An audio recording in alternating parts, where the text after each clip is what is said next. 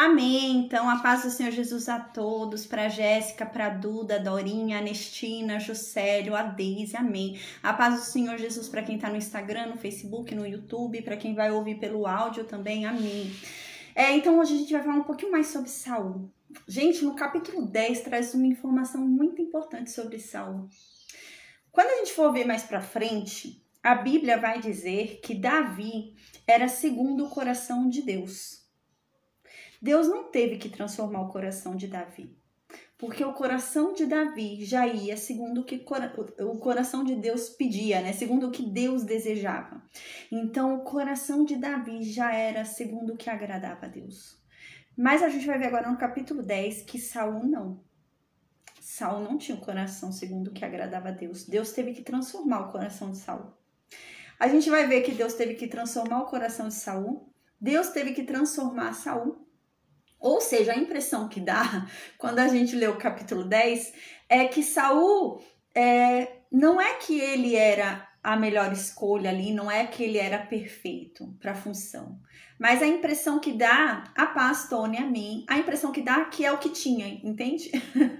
Dentre toda aquela geração, dentre todo aquele povo, ele era o menos pior. É essa a impressão que dá. Mas ele não era como Davi.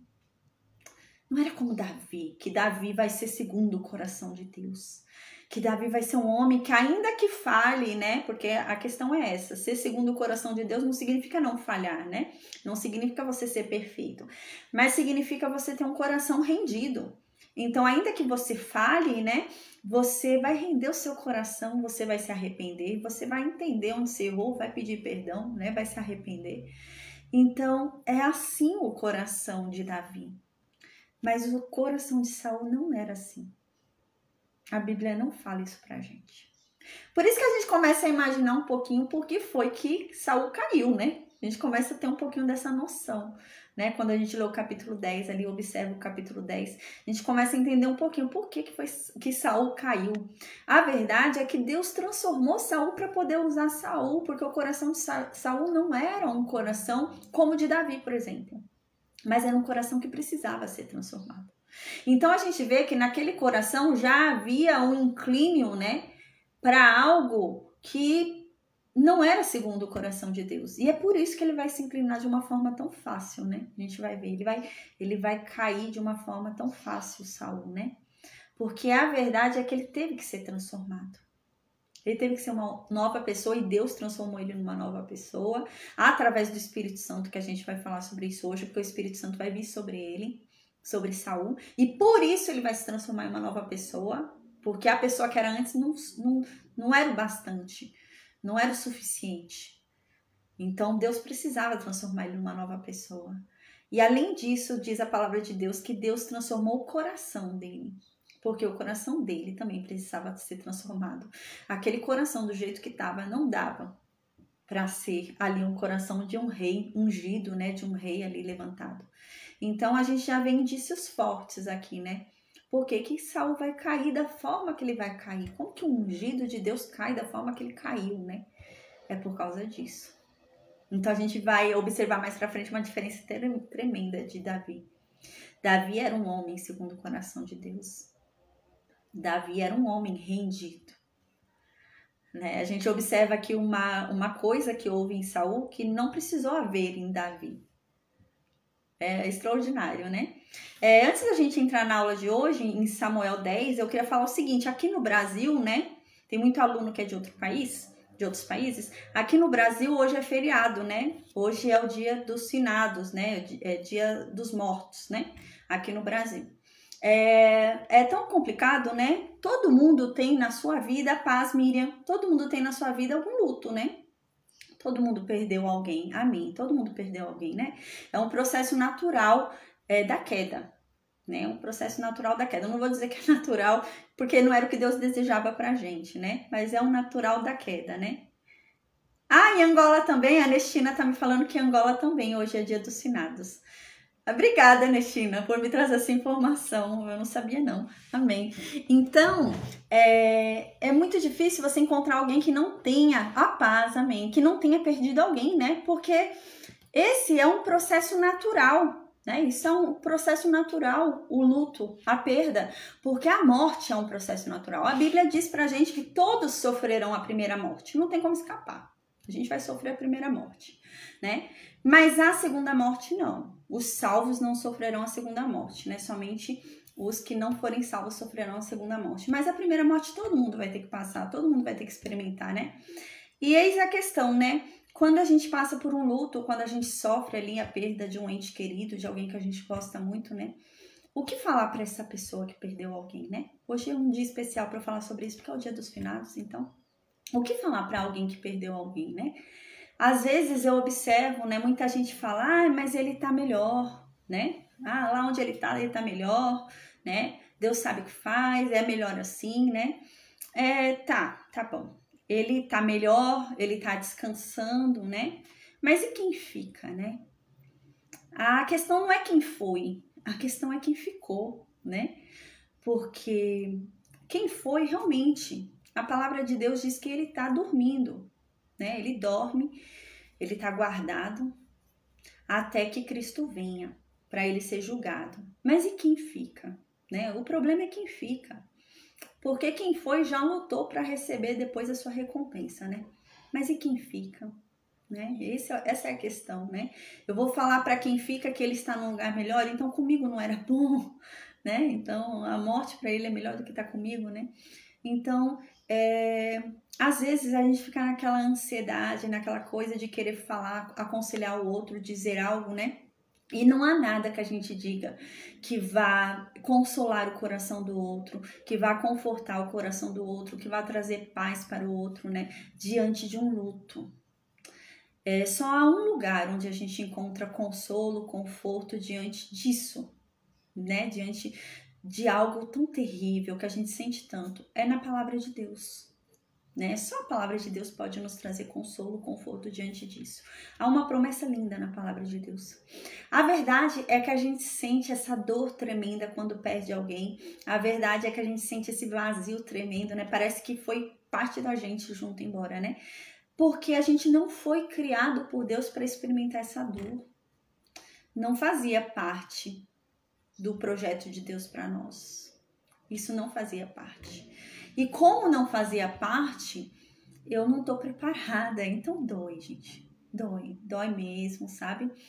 E é algo que a gente vai ter que aprender a conviver com esse sentimento, né? Mas a palavra de Deus diz duas promessas maravilhosas. Uma das promessas é que Jesus foi ao Pai, mas ele deixou com a gente o Consolador. E esse Consolador é o que nos consola diante dessa dor. Então, quando a gente sente essa dor, não adianta a gente buscar alívio em outras pessoas. Eu posso sentar e chorar no ombro de quem for, que eu não vou encontrar consolo. Mas há um lugar onde eu vou encontrar consolo, e a palavra de Deus promete isso, que é no Espírito Santo. Ele é o Consolador. Ele é que vai me consolar da minha dor. Ele é que me vai trazer paz, aquela paz que excede todo entendimento humano. Ninguém vai entender como é que eu estou em paz, mas eu vou estar em paz, porque o Espírito Santo vai me trazer essa paz. Então, há essa promessa linda, né, de que há um consolador. Eu tenho um consolador para minha dor. Né? Às vezes a gente procura consolo em remédio, às vezes a gente procura consolo em vícios, consolo em várias coisas, né? Mas a palavra de Deus diz que só há um consolo. Porque nada disso vai satisfazer essa dor da gente. Nada disso vai dar consolo pra gente. Só há um lugar onde a gente vai encontrar consolo, que é no Espírito Santo, que é o Consolador, né? E na Bíblia, gente, há uma promessa linda. Há uma promessa linda. E é com base nela que eu acordo todos os dias e o meu coração fica em paz. Porque eu já perdi pessoas na minha vida. Eu perdi 4 filhos. Mas há uma palavra que me anima, mesmo diante da morte. Há uma palavra que me dá ânimo. A palavra de Deus diz que todos aqueles que morrerem crendo em Cristo, sendo salvos, eles se reencontrarão. Haverá um grande dia onde Jesus Cristo vai voltar. E ele vai ressuscitar todos os mortos. Todos, todos. E então, todos esses mortos, né, vão ser julgados. E então, todos aqueles que foram salvos se reunirão. E a gente não vai perder a memória. A gente vai lembrar daquela pessoa. E a gente vai encontrar com ela, com aquela pessoa que foi salva também. E então há uma promessa linda na Bíblia, que diz assim, que nesse momento eu vou olhar aquela pessoa e eu vou lembrar dela. E a gente vai se abraçar. E a gente vai chorar, mas é de alegria. Nunca mais haverá choro de tristeza. A gente chorará de alegria ao se encontrar. E então, na palavra de Deus diz que nunca mais nada nos separará. Nunca mais. Então, sabe, essa é a palavra que me dá ânimo diante da morte, né? Então, quando a gente perde alguém e a gente sabe que aquela pessoa foi salva, a gente crê nisso, né? A gente tem uma esperança maravilhosa, que um dia, né, eu creio que eu também serei salva, então um dia nós nos reencontraremos. E então, nesse dia, eu vou olhar para ela e ela vai olhar para mim e a gente vai se reconhecer e a gente vai se abraçar, a gente vai falar, tava com saudade. E então, a gente vai viver uma eternidade inteira juntos e nada mais haverá que nos separe, nada mais. Então, o que são alguns anos de separação por causa da morte, comparados a uma eternidade inteira, onde nada mais nos separará um do outro, né? Isso é o que me consola, sabe? Então, hoje eu penso assim, na eternidade, né? Eu encontrarei os meus filhos. Eu posso hoje não ter nenhum filho aqui, mas eu creio que virão a mim. Mas eu sei que na eternidade eu vou encontrar meus 4. E quando eu chegar lá, eles vão estar vindo correndo para mim e falando, mamãe, mamãe, me abraçando. Então, eu vou descansar o meu coração, porque eu vou falar, agora vocês estarão comigo para sempre. Eu vou poder cuidar de vocês o que eu não pude cuidar na terra. Porque eu vou ter uma eternidade inteira para estar com vocês. E assim é quando a gente reencontrar nosso pai que faleceu, nossa mãe que creio sejam salvos, né? A gente pensa dessa forma, todos os salvos, né? Todos os nossos entes que foram salvos, será assim. Então, quando você encontrar com seu avô, com seu pai, com sua mãe, na eternidade, vocês vão se abraçar e você vai falar, oh mãezinha, eu vou cuidar de você. Agora eu vou cuidar de você por uma eternidade inteira. E nada mais vai nos separar, né? Nada mais vai tirar você de mim. Então essa é a esperança que há na Bíblia. A Bíblia é fé. A Bíblia é fé. Diz isso, né? A palavra de Deus diz que o justo viverá pela fé. E aqueles que creem em Deus vivem pela fé disso. Pela fé nessa promessa. De que esse dia chegará. Em que Deus fará justiça. Todas as injustiças que a gente vê hoje, que a gente sofre hoje, Deus fará justiça. Então a gente não vai mais chorar, a gente não vai mais sofrer. Pelo contrário.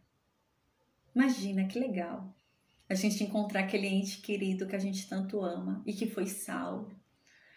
E ele às vezes morreu aqui tão debilitado, né?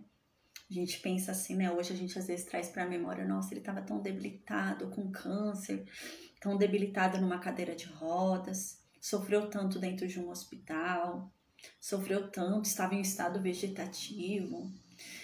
E a gente pensa assim hoje, mas a palavra de Deus diz que na eternidade não há doença. Eu não vou encontrar ninguém na cadeira de rodas. Eu não vou encontrar ninguém lá em estado vegetativo. Eu não vou encontrar ninguém lá reclamando de dor nos ossos. A minha vozinha que andava com bengalinha, com dificuldade. Eu vou encontrar ela lá nos céus, na eternidade, correndo, andando, pulando. Então é isso que a palavra de Deus diz. E é nisso que eu creio. E é nisso que eu digo para vocês também crerem. porque é isso que nos motiva, né? Diante da perda de alguém. E é inevitável, é inevitável. A primeira morte é inevitável. A única coisa que a gente pode evitar é a segunda morte. A primeira é inevitável.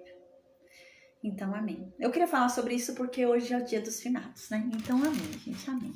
Então, hoje a gente vai falar 1 Samuel, capítulo 10, tá bom? Eu vou fazer uma oração, então, agora, amém. E eu vou começar, então, a leitura do primeiro livro de Samuel, capítulo 10, amém. Meu Deus, obrigada, Pai.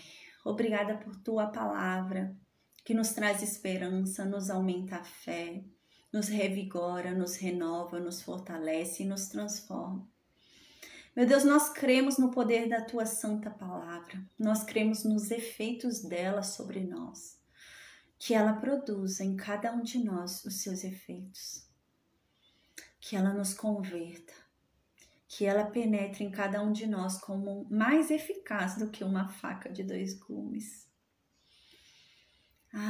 Que ela venha e tire de nós tudo aquilo que nos afasta de Ti, tudo aquilo que nos tira da Tua presença. Que o Seu Santo Espírito também venha com o Seu poder e manifeste os Seus milagres. Faça Suas operações, amém. Nos convença dos nossos pecados, das nossas falhas, das nossas transgressões. Que venhamos a reconhecer que não somos merecedores de nada, mas somos bem-aventurados pela Tua graça. Nós somos felizes porque a Tua graça nos alcançou, a Tua misericórdia foi sobre nós, apesar de não merecermos. Por isso, meu Pai, nós pedimos em nome de Jesus Cristo, que o Senhor perdoe os nossos pecados, perdoe as nossas iniquidades, perdoe as nossas transgressões, assim como nós também perdoamos aos nossos irmãos e até aos nossos inimigos. Amém, Pai. Que a Sua misericórdia venha sobre nós, que a Sua graça venha sobre nós. Que o Senhor, meu Deus, nos revista com a Sua armadura, coloque em nós o Seu capacete, para que estejamos, meu Deus, preparados para essa guerra espiritual que nós sabemos que há. Que o Senhor nos fortaleça, que o Senhor nos ajude nessa guerra que há entre a carne e o espírito. Que o Senhor nos ajude na luta que há contra nós mesmos, na luta que há contra o nosso eu ruim que há dentro de nós. Amém. Que o Senhor derrame sobre nós sabedoria, que o Senhor derrame sobre nós discernimento, que o Senhor derrame sobre nós conhecimento, que o Senhor nos use em nome de Jesus para o Teu reino, que o Senhor se compadeça de nós, Pai, em nome de Jesus, que o Senhor nos envie o Seu livramento, que o Senhor, Pai, em nome de Jesus nos abençoe, que o Senhor, em nome de Jesus, derrame sobre nós a Sua bênção de tal forma que ela transborde e alcance a todos que estão ao nosso redor. Amém. Que sejam abençoados todos aqueles que estiverem conosco. Amém. A Tua palavra diz que um justo santifica a Tua casa. E nós somos feitos de justiça de Deus através de Cristo. Amém. Meu Deus, a Tua palavra diz que o Senhor sonda os nossos corações, conhece os nossos desejos e sabe de tudo aquilo que nós necessitamos antes mesmo de abrirmos a boca e falarmos. Então, meu Deus, em nome de Jesus, nós pedimos que o Senhor venha e sonde os nossos corações. Que o Senhor desvende os nossos gemidos, porque ainda que não saibamos expressar em palavras tudo aquilo que nós precisamos, que o Senhor desvende cada choro, cada lágrima, que o Senhor desvende cada gemido, porque só Tu podes, meu Deus, amém.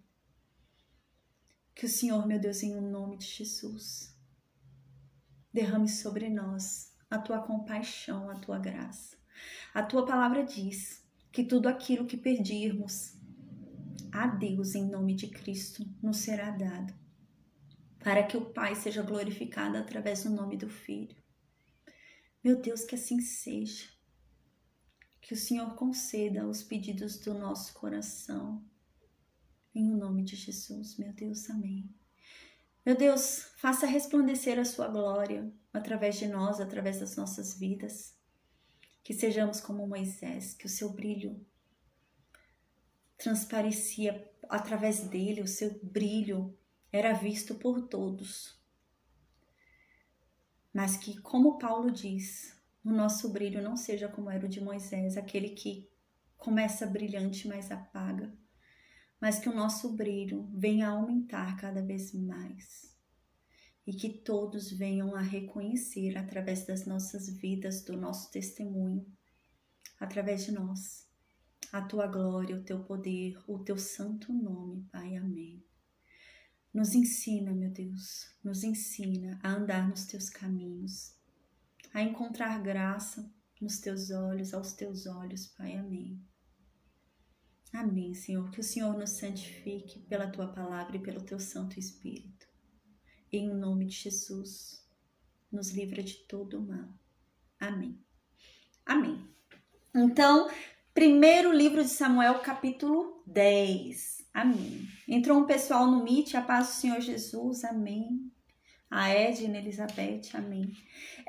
Então a gente lembra, né? O capítulo 10, na verdade, ele é emenda do capítulo 9, né? Eu havia falado, é que a gente não teve tempo de estudar os dois juntos, ia ficar muito longa a aula, né? Mas a verdade é que o capítulo 9 continua no capítulo 10, é o mesmo dia, né? Então o que tinha acontecido? Vamos lembrar. No capítulo 9, Saul estava procurando lá as jumentas do pai, né? A gente lembra. Então ele ficou lá 3 dias procurando as jumentas do pai e encontrou Samuel, a gente lembra. E Deus já havia falado para Samuel que o ungido, né, aquele que ele escolheu em Israel, estava chegando. Então a gente lembra que Saul encontrou com Samuel e Deus falou para Samuel: Samuel, esse é o meu escolhido. Então a gente lembra que estava tendo um dia ali de festa, um dia de sacrifício em Judá, né? Então Samuel estava ali, né, para oferecer o sacrifício pacífico ali, né, e para participar do sacrifício com aquele povo. Então a gente lembra que Samuel estava subindo, né, no alto da montanha provavelmente, para ali comer com o povo do sacrifício pacífico. Havia ali uns 30 convidados, a gente viu. Então Samuel convidou Saul para esse, né, banquete, para participar desse sacrifício pacífico.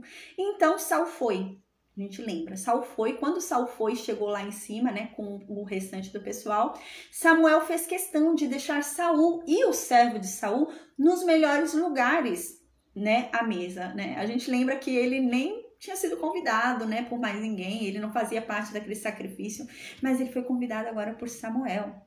E ele ficou no melhor lugar, né, no lugar de honra, à mesa.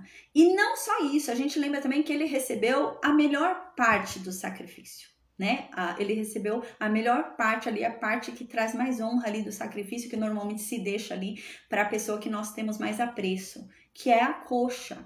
Então Samuel deixou a coxa para Saul, a gente viu isso na aula passada. Então a gente lembra que Samuel falou para Saul, né? Ó, faz o seguinte: fica hoje comigo, né? Vamos comer lá do sacrifício pacífico, né? Você dorme aqui e amanhã de manhã eu falo, né? Revelo, né? Os segredos do teu coração, os desejos do seu coração. Eu falo tudo aquilo que o seu coração anseia, né? Eu sou um profeta, então amanhã eu falo aquilo que o seu coração deseja saber. E antes disso, a gente lembra, para que Saul dormisse ali tranquilo, não ficasse preocupado, Samuel havia alertado que as jumentas haviam sido encontradas, né? Então a gente lembra que onde a gente parou no capítulo 9, eles acordaram no outro dia cedo, antes do sol raiar. Samuel subiu lá no terraço e chamou Saul. Falou: Saul, vamos, eu vou acompanhar você, né? Eu vou parte do caminho com você ali, para que você vá no seu destino. Então a gente lembra que foi aí que acabou, né? Então acabou que Samuel começou a acompanhar Saul no destino, e em um determinado momento ali, Samuel falou para Saul: Saul, fala para o seu servo ir indo na frente, e você fica aqui porque eu tenho um negócio para te falar, uma palavra de Deus para você. Então foi aí que a gente acabou. tá? Então, o servo de Saul foi andando na frente. Quem foi que ficou ali a uma distância que o servo não ouvia? Saul e Samuel. Então, agora no capítulo 10, a gente vai ver o que foi que Samuel falou para Saul, nesse período que eles ficaram ali sozinhos, tá bom? Então, no versículo 1 diz isso, diz assim: tomou Samuel um vaso de azeite e lhe derramou sobre a cabeça, e o beijou e disse: não te ungiu, porventura, o Senhor por príncipe sobre a sua herança, o povo de Israel? Então agora Samuel tornou claro ali o que está acontecendo. Samuel está falando: Saul, você foi ungido para ser o rei que o povo tanto está pedindo, né? Então, Samuel pega o azeite, derrama, unge ali Saul, né? E fala isso, beija Saul ali num sinal de apreço, de carinho, né? Ele beija ali Saul e fala: olha, Deus te ungiu, você foi o escolhido por Deus para ser o rei que o povo tanto pede. Então agora ficou claro, Saul já sabe o que aconteceu. Então no versículo 2 continua, né? Agora, no versículo 2 em diante, a gente vai observar que Samuel vai começar a fazer revelações. Né? Ele vai começar realmente a falar o que vai acontecer, sabe? Falar o futuro. Ó, quando você sair daqui, você vai encontrar com tal pessoa, ele vai começar a falar o que vai acontecer ainda, né? Por que Samuel vai fazer isso, né? Porque, gente, imagina a cabeça de Saul, né? Era muito difícil acreditar nisso. Não porque ele duvidasse de Samuel, mas porque ele duvidasse de si mesmo. A gente viu, né? A questão de Saul era ele duvidar de si mesmo. Então era muito difícil. Imagina, chegar alguém para você do nada, né? Você tá ali na sua casa, sua família, né? Das menores ali, né? Ele não passava necessidades, mas também não era o mais rico ali, né? Então era das menores, tudo. Então do nada vem uma pessoa e fala que você vai ser rei daquele local, né? Então não era provável, né? Primeiro porque era a tribo, a gente lembra que era a menor das tribos. Era a tribo que quase foi extinta. Segundo, que dentro da tribo, a família de Saul era a menor daquela tribo, né? Então era improvável, apesar de Saul, a gente lembra, era um homem forte, o maior homem, mais alto de todo ali Israel, era improvável. Então Saul ficou meio assim, né? Será que é verdade mesmo, né? Então Samuel agora vai revelar coisas que vai acontecer para que ele tenha certeza, não, realmente, esse homem, ele consegue prever o futuro. Né? Porque até então, o que foi que Samuel fez? Previu o passado, certo? Porque ele falou: as jumentas do seu pai foram encontradas. Então, o que Saul podia estar pensando? Não, ele é um vidente, ele é um profeta, mas ele só vê o passado, né? Ele só vê o que já aconteceu, né? Ele não consegue prever futuro, né? Eu vou saber, às vezes ele não é, né? E agora, Samuel vai começar a falar que não. Ele também é profeta e prevê o futuro. Então, para quê? Para afirmar que o que ele disse é verdade, que o que ele disse vai acontecer e que Saul vai ser rei, né? Nesse sentido de Saul ter certeza que o que foi falado vai acontecer. Aí no versículo 2, então, começa essa sessão de revelações, né? Por parte de Samuel, para confirmar que ele realmente tem esse poder dado por Deus, né? Profético, né, de revelar o futuro. Então ele começa a falar isso, revelar o futuro que vai acontecer ali com Saul. Então ele diz no versículo 2, ó, quando você se separar de mim, né, você vai encontrar com 2 homens. Esses 2 homens vão estar ali perto da onde Raquel foi enterrada. A gente lembra em Efrata ali, né? Então, a caminho ali, a gente lembra de Jerusalém, né? Então, ali onde Raquel foi enterrada, vão estar 2 homens ali perto do túmulo dela, de Raquel, né? Que fica ali no território de Benjamim. O túmulo de Raquel fica ali dentro, né, da terra dada para Benjamim, né, em Zelza. Aí aqui diz: esses homens vão falar para você, né? Então olha só o nível, né, da revelação aqui dada por Samuel. Você vai encontrar 2 homens em tal lugar, né? E esses 2 homens vão te dizer tal coisa. Então ainda tá falando que essas pessoas vão falar. Então o que eles vão falar para você? Ó, vão falar: Saul, as jumentas do seu pai, que seu pai estava procurando, já foram encontradas, né? Agora ele tá preocupado com você. Ele tá preocupado com vocês 2, porque vocês 2 é que sumiram, né? E ele anda preocupado, falando: meu Deus, o que vai ser do meu filho? Ai, meu Deus, como que eu vou fazer agora? Meu filho sumiu. Então ele tá preocupado com você, Saul, agora, né? Então esses 2 homens vão falar isso para você, Saul, né? Então no versículo 3, ele continua trazendo mais revelação ainda, Samuel. Aí Samuel falou o seguinte, depois você vai sair, né? Depois você vai passar por esses 2 homens que te falaram isso, né? E quando você chegar ali no Carvalho de Tabor, né? Você vai encontrar ali 3 homens. Esses 3 homens, eles vão estar indo em direção a Betel. Eles vão estar indo adorar a Deus em Betel. O que acontece? A gente lembra que o tabernáculo de Deus parece que continua em Siló, né? Parece que continua em Siló. Depois de Siló, a gente vai ver que ele vai para... Ai, não lembro o nome, Nabe. Ele vai para um outro lugar. E depois ele vai para outro lugar. A gente vai ver. Vai para 3 lugares. O tabernáculo andando sem a arca, né? A gente lembra que a arca continua lá em Kiriat Jearim até o tempo que Davi vai lá buscar, né? Então, o que acontece? Aqui, esses homens estão indo para Betel e lá vai ter um sacrifício em Betel. Lembra que Betel era a casa de Deus ali, né? Considerado um lugar sagrado, que foi onde Jacó teve o sonho, né? Então lá era um lugar também, né? Onde a presença de Deus era manifestada. Então o que parece para mim quando eu leio esse capítulo?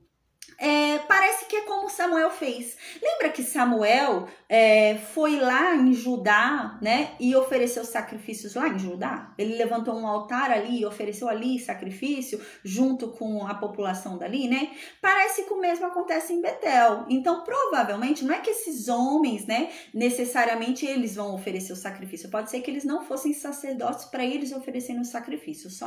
Só quem poderia oferecer sacrifício era sacerdote. A gente lembra, né?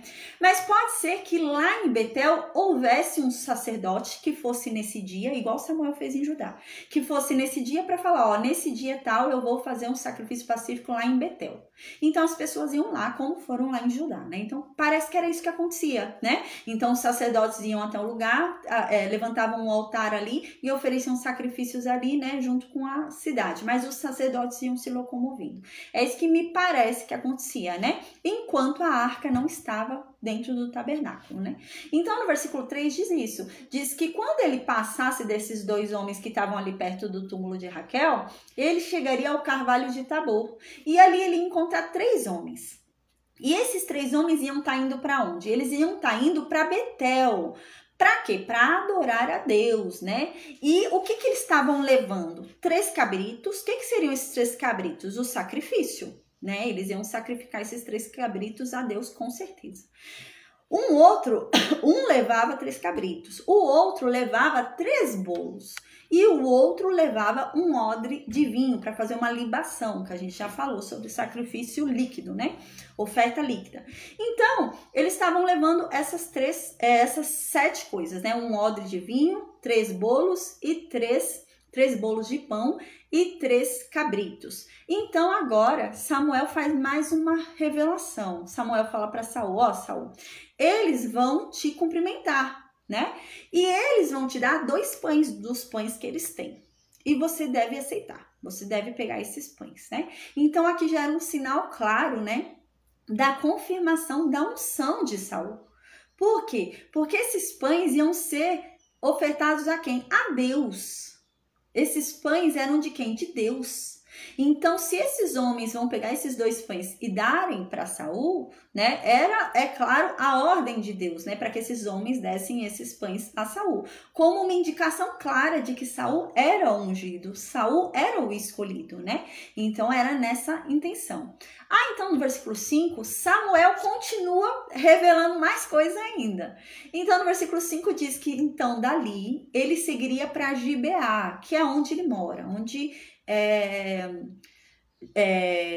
Saul mora. A gente já vai falar sobre Gibeá. Vamos lembrar o que aconteceu em Gibeá daqui a pouquinho, tá? Mas, por enquanto, eu não vou me ater a isso. Então, eles seguiriam para Gibeá, que é onde Saul morava. Então, chegando lá em Gibeá, né? Gibeá Elohim, Samuel alerta, né? Samuel fala, ó, quando você chegar lá em Gibeá, você vai encontrar um acampamento filisteu, vai ter uma guarnição lá, filisteia, né? E há de ser que entrando na cidade encontrarás um grupo de profetas que descem do alto, né? Do alto da onde? Não é do alto dos céus, não são anjos descendo e profetizando, né? Não é do alto do céu, mas descem da montanha, de algum monte, né? Eles estavam em algum monte, então eles desceram do monte profetizando, esses profetas. Então aqui diz, precedidos de saltérios. O que é um saltério? Saltério é um instrumento de cordas. Então, eles vão estar ali com instrumentos de corda tocando, vão estar tocando tambores, vão estar tocando flautas, vão estar tocando harpas e profetizando. Você vai encontrar esses homens em Saul. Então, aqui tem uma informação muito importante. Ele vai encontrar duas coisas nesse local. Ele vai encontrar uma guarnição dos filisteus, dos inimigos, e vai encontrar uma reunião, um conjunto ali, né, de profetas, um grupo de profetas, né? E ele deve observar o quê? Ele deve olhar para onde? Para os profetas. Então, ele não deve ficar olhando para o inimigo, né? Então, ele não deve olhar para o obstáculo, não deve olhar para a guarnição ali dos filisteus, ficar olhando a guarnição, né? Ele deve focar nos profetas, ele deve focar no que aqueles profetas estão profetizando, né? Então, aqui também já era um indício, né? Claro, de que ele devia voltar os olhos dele para onde? Para Deus, né? Devia voltar os olhos dele para Deus e não ao problema, e não à dificuldade, não ao exército, nada disso. Por que isso é importante? Porque Saul foi levantado para ser o libertador de Israel da mão dos filisteus. Deus havia dito isso, lembra na aula passada? Então Deus falou, olha, eu vou levantar esse homem como libertador do meu povo da aflição dos filisteus. Os filisteus ainda não haviam dominado, mas estavam querendo, né? Então estavam afligindo ali o povo, perturbando o povo. Então Saul foi levantado para libertar Israel da aflição dos filisteus, né? Então, aqui era um indício claro de Deus, né? Aqui você vai encontrar a guarnição daqueles que estão tentando oprimir vocês, que estão tentando dominar vocês, que estão tentando perturbar vocês. E aqui você vai encontrar um grupo de profetas. Você vai olhar para onde? Para Deus. Você não vai ficar olhando para o problema, você não vai ficar olhando ali, né, pro inimigo. Você vai olhar para Deus, porque é ali que vai a coisa acontecer. Então, aqui continua no versículo 6. Aí diz assim, que quando ele passar por esses profetas, Saul, o Espírito de Deus vai se apossar dele, né? E então Saul vai começar a profetizar também. E então Saul será mudado para um novo homem. Tá vendo algo diferente aqui? Primeiro, esse vai ser mudado para um novo homem. Não é renascer como a gente renasce hoje em Cristo, tá, gente? Não é isso que aconteceu com Saul, né? Porque hoje a gente vira uma nova criatura, um novo ser, né? Renascendo em Cristo. Não é isso que estava acontecendo com ele, tá? E o Espírito Santo de Deus, a gente já falou sobre isso em outras aulas, não entrou dentro, não ficou dentro dele, né? Porque não podia. Né? O Espírito Santo só entra na gente hoje porque eu sou purificada pelo sangue de Cristo. Se não fosse Cristo, eu não poderia ter o Espírito Santo dentro de mim. Então eu tenho por causa de Cristo. Ainda não havia o sacrifício de Cristo nessa época, então o Espírito Santo não foi para dentro, mas o Espírito Santo ficava fora, como a gente já havia falado, ficava fora, assim, né, orientando ali o profeta, o juiz levantado, tudo. E assim foi com Saul, o Espírito Santo veio aqui fora dele, né, mas o guiava, né, veio uma força, assim, um impacto que o guiava, né, ali o comandava, né, de tal forma que ele começou a profetizar. Né? E dessa forma ele seria transformado em um novo homem, né? O que é isso? Não é renascer de novo. Tanto é que a gente vai ver que ele vai cair, né? Saul vai cair feio, né? Então, de um homem ungido, né, transformado em um novo homem e tendo um coração mudado por Deus, ele vai cair totalmente. Né? Então, não foi nesse sentido de ser transformado como hoje a gente é transformado em Cristo. Não, hoje a gente tem uma transformação real em Cristo. Ele não, né? Ele foi mudado em um novo homem, por quê? Porque o Espírito de Deus estava com ele. Por isso que ele era um novo homem. Então, ele só podia ser um novo homem enquanto o Espírito de Deus estivesse com ele. A gente vai ver que vai ter uma hora que o Espírito de Deus vai sair dele, vai sair de perto dele, né? E vai vir um espírito ruim ali perto dele, né? Vai vir um outro espírito para perturbar ele, né? Então, enquanto o Espírito de Deus estivesse com ele, ele seria um novo homem. o Espírito de Deus saiu dele, ele já não é mais um novo homem. É a mesma coisa da gente, né? Hoje em dia, em Cristo é esse termo, né? O que nos transforma em filhos de Deus e uma nova criatura, um novo ser, uma nova pessoa, é o Espírito Santo que habita dentro de mim, não sou eu mesma, né? Quem me santifica é o Espírito Santo, né? O fruto do Espírito Santo é que me torna uma nova pessoa, né? Não sou eu. O Espírito Santo é que muda a minha mente, não sou eu, né? Então, se eu não tenho o Espírito Santo, eu voltei a ser o antiga, né? Eu voltei a ser o meu eu anterior, né? Então, aqui é o mesmo sentido. Então, o Espírito Santo veio sobre Saul de tal forma que agora ele passou a ser uma nova pessoa. Por quê? Por causa do Espírito Santo, né? Então, agora ele é um novo Saul guiado pelo Espírito Santo, né? Então, no versículo 7, continua. Samuel continua falando para Saul, ó, quando tudo isso acontecer, todos esses sinais que eu tô te falando acontecer, aí você faz, né, o que o seu coração falar. Você deixa o Espírito Santo te guiar. Por quê? Porque Deus já está com você. Entendeu? Então, o Espírito Santo já estava sobre ele. Então, agora ele seria um novo homem, porque seria um homem guiado pelo Espírito Santo. E é por isso que Samuel fala aqui. Então, quando isso acontecer, o Espírito Santo vier sobre você, você vai ser transformado em um novo homem. Quando isso acontecer, você for transformado em um novo homem, é só seguir seu coração, porque Deus é com você. Então, seguir seu coração já não é mais um erro, porque agora o Espírito Santo é quem está te guiando, né? Então é nesse sentido, como é hoje com a gente, né? Quem nos guia é o Espírito Santo. Então a gente sente, né? Ah, não, isso é certo, isso não é certo, isso é pecado, isso não é. Então a gente é guiado pelo Espírito Santo. Aí então no versículo 8, Samuel continua ainda falando. Ó, depois que tudo isso acontecer, Saul, você começa a seguir o seu coração, você começa a fazer conforme o seu coração ir mandando, porque Deus é com você. Mas tem uma coisa, né? Depois que tudo isso acontecer, vá lá para Gilgal, né? Desça ali, né? E vá para Gilgal. Ele tá em Gibeá, que a gente lembra que ele mora em Gibeá. Gibeá fica ali em Benjamim, no meio de Benjamim. Naquele mapinha que eu mandei para vocês tem Gibeá, tá, gente? Aí ele tá lá em Gibeá. De Gibeá ele vai ter que ir agora para Gilgal. Vamos lembrar onde é Gilgal? Gilgal é o acampamento onde Josué ficava. Lembra quando eles chegaram, atravessaram o Rio Jordão e chegaram em Canaã? Foi o primeiro acampamento deles, foi em Gilgal. E era um acampamento estratégico ali. A gente lembra que as guerras ali foram feitas, eles ficavam onde? Em Gilgal. Então, eles sempre ficavam em Gilgal planejando estratégias ali, planejando as coisas para irem tomando a terra prometida, né? Então, esse era Gilgal, a gente lembra, né? Ficava antes de Jericó. Ficava entre Jericó e o Rio Jordão. Tá? Então, a gente estudou já sobre isso. Onde mais era Gilgal? O que aconteceu em Gilgal? Foi o local onde eles se circuncidaram, né? A gente lembra que eles ficaram 40 anos no deserto. Então, esse povo que nasceu no deserto não se circuncidou, não foi circuncidado. Então, onde que eles se circuncidaram antes de entrar ali e tomar posse das terras, né? Em Gilgal. Então, em Gilgal foi feita a circuncisão. Onde foi feita a primeira Páscoa em Canaã, na terra ali já da promessa? Em Gilgal. Em Gilgal foi feito também, a gente já viu. O maná parou de descer aonde? Em Gilgal. Onde que os sorteios das terras foram feitas? Os primeiros, né? A gente lembra que depois o final do sorteio foi feito em Siló. Mas onde foi que começou o sorteio, né? Em Gilgal, tá? Então, Gilgal era um lugar muito importante. Então, agora Samuel fala, olha, Saul, eu falo Sansão, olha, Saul, quando você chegar em Gibeá, vai falar com seu pai, tudo, se organizar ali, você vem para Gilgal. Você vem para Gilgal, né? Porque eu vou vir aqui em Gilgal sacrificar o holocausto e também vou fazer sacrifício de ofertas pacíficas. E você deve vir para cá direto e ficar 7 dias aqui me esperando.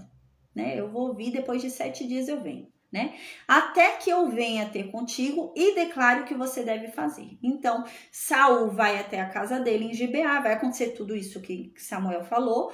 Saul vai chegar na casa dele em Gibeá, vai falar com o pai dele, a família dele, vai já para Gilgal. Ele vai ficar 7 dias lá em Gilgal, dormindo lá, acampado lá em Gilgal, até que Samuel venha. Quando Samuel chegar, Samuel vai orientar como é que Saul deve fazer, agora que ele é rei, ele foi escolhido rei, né? Então, a gente vai ver que agora o negócio vai ficar público, tá? Que Saul foi escolhido rei. Então, no versículo 9, diz uma informação muito importante. Fala assim: sucedeu, pois, que virando-se ele para despedir-se de Samuel, Deus lhe mudou o coração. E todos esses sinais se deram naquele mesmo dia. Aqui, né? E todos aqueles sinais se deram no mesmo dia, né? Porque todos aqueles sinais se deram no mesmo dia? Porque Deus havia mudado o coração dele, tá? Quando a palavra de Deus diz aqui Deus mudou o coração dele, quer dizer Deus transformou o coração dele. Então, realmente, o coração de Saul precisava ser transformado, gente. O coração de Saul não era um coração segundo o coração de Deus, porque senão Deus não precisaria mudar, né, o coração dele. Mas Deus teve que mudar o coração de Saul. Parece realmente, quando eu leio esse capítulo, que Saul não era assim o rei que Deus queria. Né? A gente vai ver que, na verdade, nenhum dos reis é o rei que Deus queria. E essa é a questão de Deus, né? Porque Deus quer um rei o quê? Um rei de justiça, um rei justo, né? Um rei que dá, né? E que não busca receber, mas que dê. Um rei que serve, né? Um rei, né? Que não é nenhum desses reis aqui, a gente vai ver, né? E onde que está a perfeição do rei que Deus queria? Em Jesus, o rei dos reis, né? Então, Jesus é o rei perfeito que Deus queria, né? Mas não. Então, a impressão que dá realmente é que Saul não era o rei que Deus queria, né? Mas é o que tinha. Dentro dos que estavam ali é o que dava, né? É o que tem para hoje. Então, vamos usar isso daí, né? Então, Deus precisou transformar aquele homem. Aquele homem não estava do jeito de ser usado, entende? Precisou transformar ele num novo homem, precisou mudar o coração dele para que ele fosse usado. Então ele não era como Davi, né? Que já vinha segundo o coração de Deus, que já achava graça aos olhos de Deus. Não é essa a impressão que eu tenho sobre Saul. A impressão que eu tenho sobre Saul é isso mesmo, sabe? Que é o que tinha, então vamos usar isso daí mesmo, né? Esse povo tá perturbado pedindo, Davi ainda não nasceu, né? Então vamos usar isso daí mesmo. Então aqui diz que Deus transformou o coração de Saul mudou. Então se o coração dele mudou, é porque o coração de antes não era o que agradava a Deus, né? Porque mudou. Então, por causa disso, porque o coração dele mudou, foi mudado por Deus, né? Assim como Deus endureceu o coração de Faraó, Deus mudou o coração de Saul, né? Para que ele pudesse ser um rei bom ali, um rei conforme o que Deus queria que ele fosse, né? Então, por que isso aconteceu? Porque o coração dele foi mudado, então aqueles sinais começaram a acontecer no mesmo dia para confirmar que ele era o escolhido, porque até então ele não seria o escolhido se o coração dele não tivesse mudado. Entende como é importante aqui a gente entender isso? Porque a gente vai ver que vai ter um problema nesse coração de Saul. Saul vai ficar tão louco, mas tão louco, ele vai começar a consultar feiticeiros, vai começar a consultar mortos, gente, coisas que eram abomináveis por Deus, né? E Saul vai ficar assim, nesse nível. Então Saul vai se afastar totalmente de Deus, o coração dele vai se perverter, vai começar a ter inveja de Davi, sabe? Então realmente você observa que não era um coração segundo o coração de Deus, né? Então Deus precisou transformar esse coração. E porque Deus transformou esse coração, então Deus confirmou os sinais de que ele era escolhido. Por quê? Porque o coração dele foi mudado. Se o coração dele voltasse a ser o que era antes ou piorasse, ele já não seria mais o escolhido, que é o que vai acontecer. Deus vai rejeitar ele quando o coração dele mudar.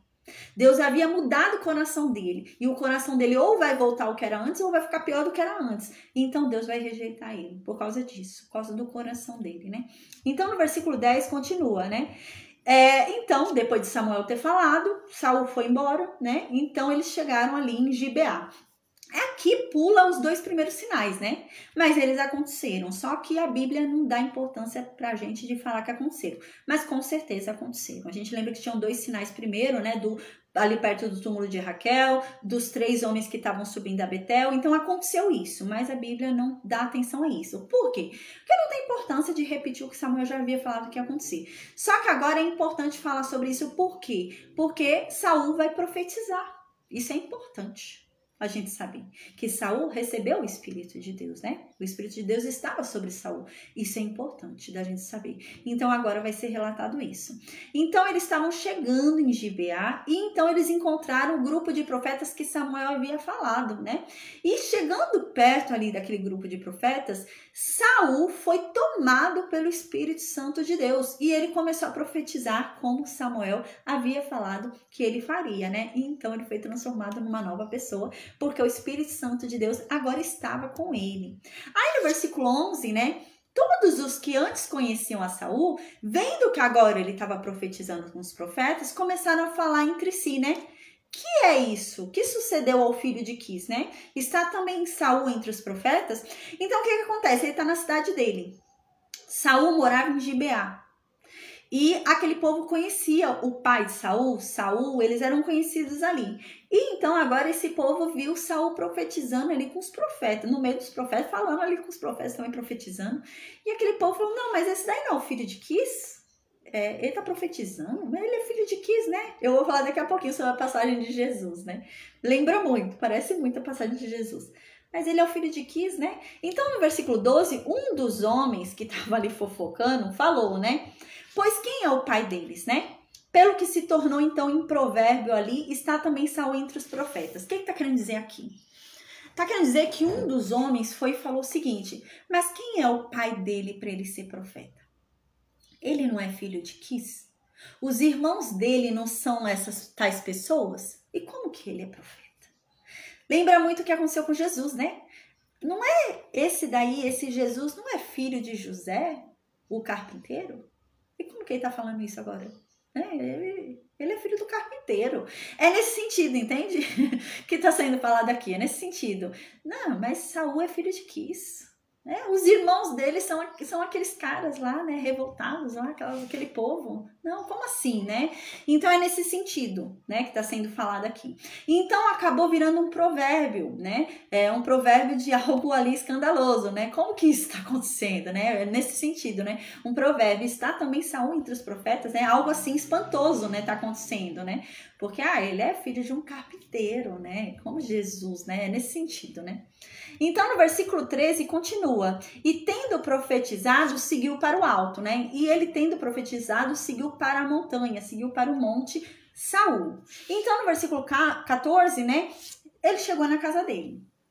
Saul chegou ali na família dele, na casa dele. E o tio de Saul, então, né? Chegou lá para Saul e para o moço que estava com Saul, para o servo ali de Saul, né? E falou para eles, né? Onde é que vocês estavam? Né? E então Saul respondeu, a gente foi atrás das jumentas do meu pai, né? E como a gente não encontrava as jumentas do meu pai, a gente foi até o Samuel, o profeta, né? Foi até Samuel. Parece que o tio já sabia quem era Samuel, né? Tanto que ele agora fica curioso para saber o que Samuel falou, né? Ele não fala que foi no profeta nem no vidente, ele fala só, eu fui até Samuel.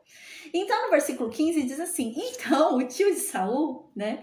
Curioso, né, vai e fala para Saul, Saul, me conta, por favor, o que Samuel te disse. O que foi que ele te falou? Ele te fez alguma revelação? Ele te contou alguma coisa, algum segredo? Fala para mim, né? Então, no versículo 16, Saul respondeu para o tio dele. Ele falou pra gente que as jumentas já tinham sido encontradas. E só. Saul fechou a boca dele e não falou mais nada. Não falou sobre o reino, não falou nada, gente. Ficou na dele. Foi sábio, né? Ele estava sendo guiado ali pelo Espírito Santo. Então, ele ficou quieto, né? Porque ele não tinha que sair espalhando isso para ninguém, né?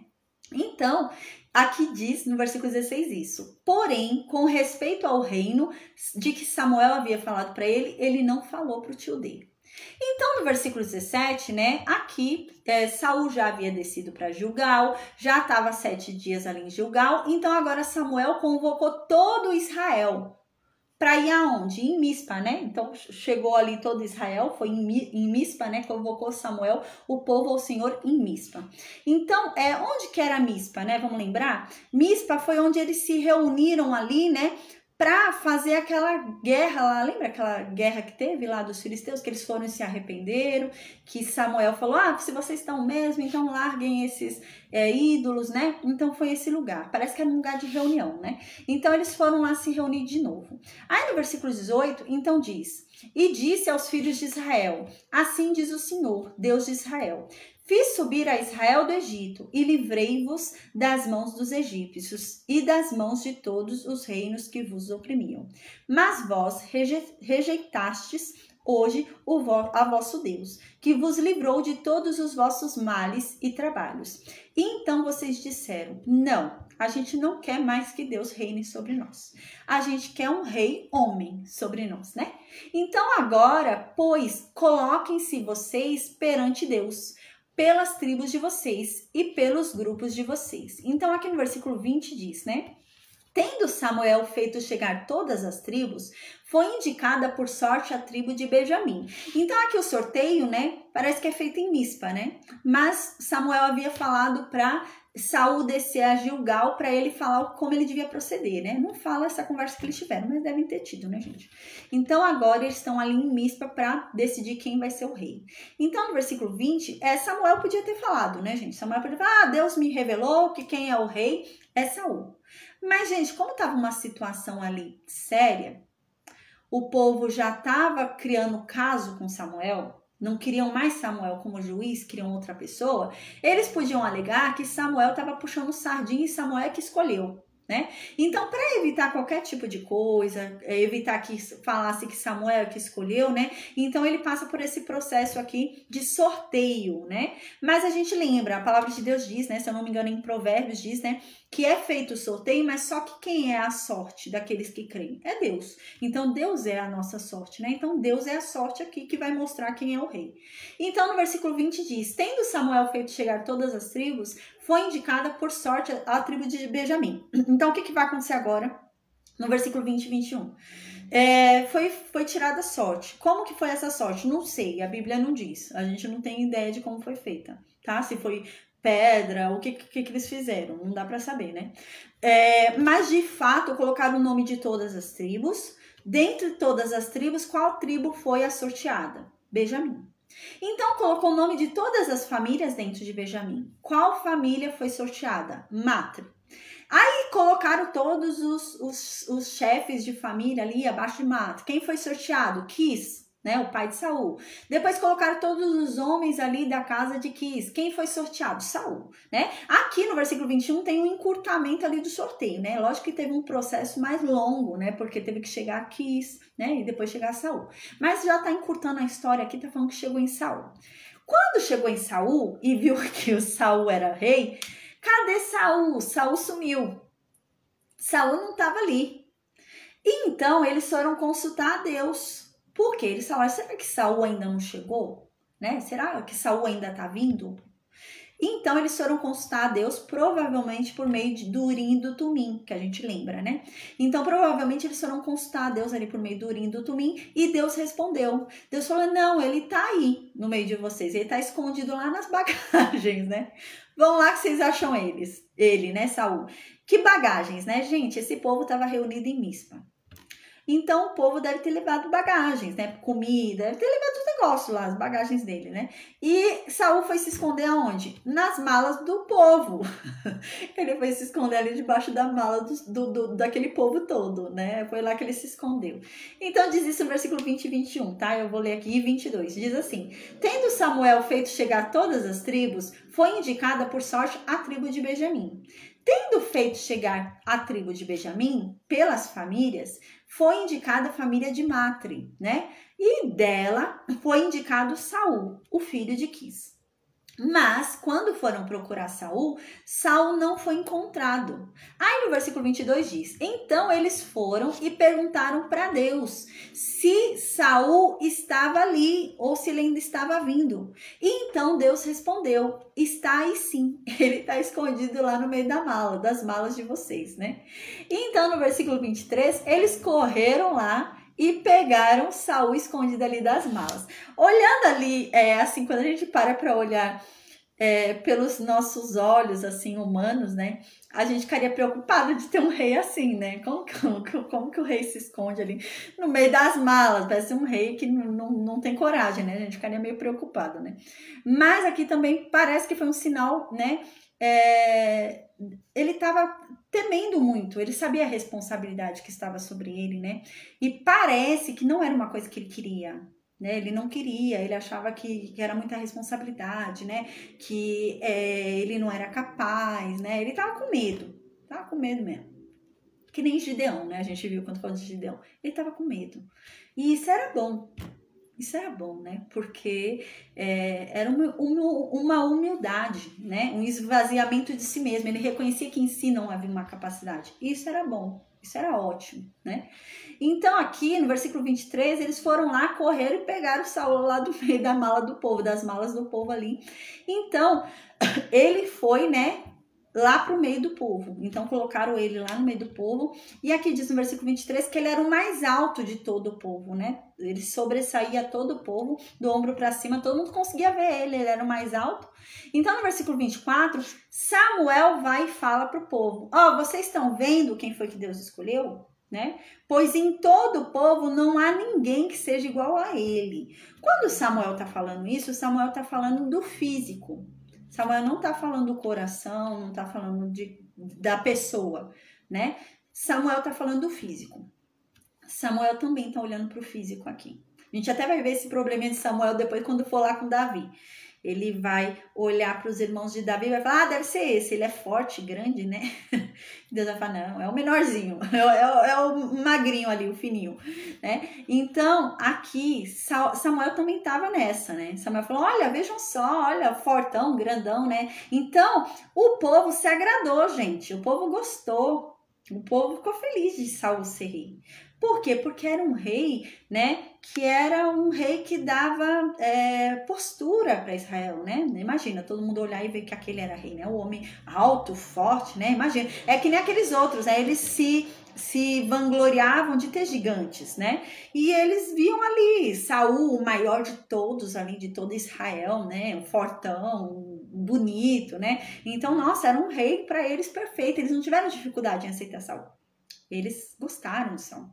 A gente vai ver que tiveram uns que não gostaram, mas foram poucos, né? O povo, assim, se gostou, porque era alguém que era aceitável. Você olhava e queria como rei, né? Era alguém que você olharia e escolheria como rei. Então, aqui, eles gritaram todos alegres, né? Oba, viva o rei, né? Em alegria ali.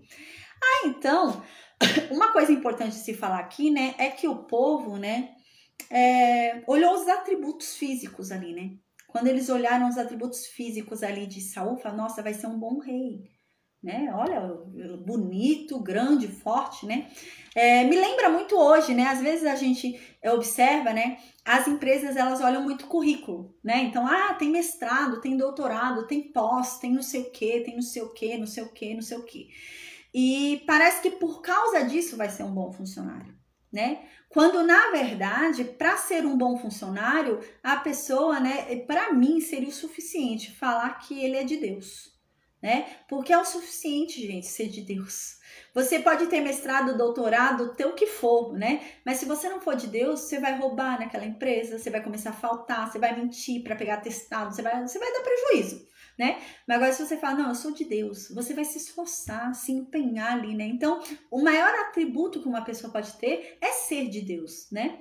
É o maior atributo que mostra o caráter dela, né? É ser de Deus. Mas esse povo foi ali influenciado pelo atributo físico de Saul. Então, no versículo 25, né? Declarou Samuel ao povo o direito do reino, escreveu-o num livro e o pôs perante o Senhor. Então despediu Samuel todo o povo, cada um para a sua casa. Então o que Samuel fez? Samuel começou a falar quais eram os direitos do rei. Quais eram os direitos do rei, quais eram os deveres do povo para um rei, o que o rei podia fazer, o que não podia, o que o povo tinha que obedecer, foi falando tudo isso. E depois, deixa eu pôr para carregar um celular aqui, e depois ele foi e escreveu tudo isso num livro e colocou aonde que está dizendo aqui perante o Senhor? Colocou no tabernáculo. Colocou lá no tabernáculo onde fica lá a gente lembra guardado a aliança da lei, que Moisés escreveu, que a gente já falou, né? Então ficou lá junto com o livro, né? Então ele deixou lá guardado lá no tabernáculo, né? Não dentro da arca, a gente lembra, né? A aliança, o livro da aliança da lei não ficava dentro da arca, eu já falei sobre isso, né? O que ficava eram as 2 tábuas, mas o livro inteiro da aliança da lei ficava fora, mas no tabernáculo. E aqui também, ele escreveu esse livro todo, esse livro ficou aonde? No tabernáculo. A gente lembra que eu já falei isso, né? A gente observa que tem algumas alterações assim ao longo que a gente vai lendo as escrituras, né? E essas alterações foram escritas por quem? Por sacerdotes, né? Então os sacerdotes, com o passar do tempo, eles vão lendo ali toda a lei, né? Vão lendo todo o livro escrito por Moisés e eles faziam alterações ali porque o nome da cidade mudou, o local mudou, alguma coisa assim. Então a gente lembra disso, tá? Então Samuel fez um acréscimo aqui, tá? Então Samuel acrescentou aqui e colocou lá no livro para ficar lá no tabernáculo. Então, no versículo 26, depois disso, cada um foi para sua casa, né? Cada um foi para sua casa. Então, no versículo 26 diz assim: também Saul se foi para sua casa. Então, todo mundo começou a ir para sua casa. O novo rei, Saul, também foi para a casa dele. Onde é a casa de Saul? Gibeá. Vamos lembrar onde é Gibeá, gente? Gibeá é o lugar onde os benjamitas mataram a concubina do levita, estuprando-a. Então é esse lugar. Lembra o lugar, né? Eles se reuniram, depois a gente lembra, em Mispa, se eu não me engano, eles se reuniram. Agora eu não lembro, mas acho que foi em Mispa, para decidir o que iam fazer com Benjamim, né? Então as outras tribos saíram por torno de Benjamim, falando: entreguem os homens de Gibeá que fizeram o que fizeram com a concubina do levita, né? Então, onde viviam esses homens, os estupradores? Em Gibeá. Então, Saul, ele vivia nessa cidade, né? Era uma cidade que sofreu uma grande vergonha, né? Se eu for parar para pensar realmente, da onde que Deus vai levantar um rei? De uma cidade onde aconteceu essa atrocidade, né? Onde houve essa atrocidade, né? Então a gente vê realmente que a Bíblia inteira vai mostrando pra gente sobre a misericórdia e a justiça de Deus, né? Misericórdia, justiça, o amor de Deus ao longo da Bíblia inteira. E sobre Cristo, né? É o que Jesus fala, a Escritura inteira fala acerca de mim. Então realmente a gente vai observando isso, né? Então o rei foi escolhido desse lugar onde fizeram esse absurdo com essa concubina do levita, né? Não era qualquer lugar, a gente lembra que estudou isso daí em Juízes, né? Então aqui diz que quando ele foi o novo rei, né? O rei agora, Saul, primeiro rei Saul, ele foi para a casa dele em Gibeá, Deus tocou o coração de alguns homens para irem escoltando o rei, né? Então alguns homens ali foram tocados por Deus. Mas no versículo 27 diz que tinha alguns ali que eram filhos de Belial. E eles não gostaram não que Saul foi escolhido rei. Então eles olhavam e falavam para Saul ouvir. Saul escutou isso. E eles falavam: como é que esse daí vai salvar a gente das mãos dos filisteus? Esse daí não vai salvar a gente nem a pau, não vai conseguir salvar. E Saul ouviu isso. Mas diz aqui que Saul se fez de surdo. Ele fingiu que não ouviu. E esses homens, eles não levaram presentes para Saul. O que acontece? Um rei ia ser declarado. Então, era costume do povo levar presentes. Você queria mostrar sua estima, né, agradar a pessoa, você levava presentes.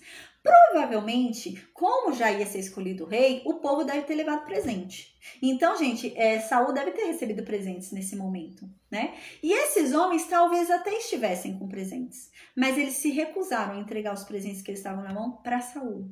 E desdenharam, falaram: quem é Saul, né? Para conseguir livrar a gente das mãos dos filisteus. E Saul se fez de desentendido, fingiu que não ouviu, né? Aqui a gente vê, né? Saul estava sendo guiado pelo Espírito Santo. Ele fez corretamente, se fingir de surdo, né? Porque crente não briga, crente não sai batendo, né? Crente não sai fazendo esse tipo de coisa. E a gente vai ver mais pra frente que vão até falar para Saul matar esses homens. E Saul vai falar que não. Então, gente, Saul realmente no começo estava sendo guiado, né? Estava sendo guiado pelo Espírito Santo ali, estava fazendo as coisas certas, né? Mas a gente vai ver onde que houve a queda de Saul, muito triste, né? A gente vai ver onde foi que ele caiu. Uma coisa importante que eu anotei aqui, gente. Eu esqueci de enviar para vocês com o link, né? Eu vou enviar agora quando eu enviar a aula. Eu tirei foto de um mapinha que mostra qual que era o reino de Saul. Gente, era muito pequenininho o reino de Saul, não era grande não. O reino de Saul era tão pequenininho. Quando a gente fala assim, a impressão que dá era um lugar enorme, né? Gente, o reino que Saul, né, governava ali, ele era menor do que o estado de Amapá aqui no Brasil. Ele era pequenininho, o reino de Saul. E outra coisa também importante da gente falar, quando a gente fala, agora Israel tem um rei, a impressão que dá pra gente é que mudou o cenário. Então o povo agora passou a ter um palácio, passou a ter um exército, passou a ter armas fortes, né, armas ali, uma estrutura, né, de um reino. Gente, não é assim que acontece. Saul, ele era um rei tribal. A gente vai ver no próximo capítulo, Saul era um rei que ele saía para ir levar os animais dele para pastar.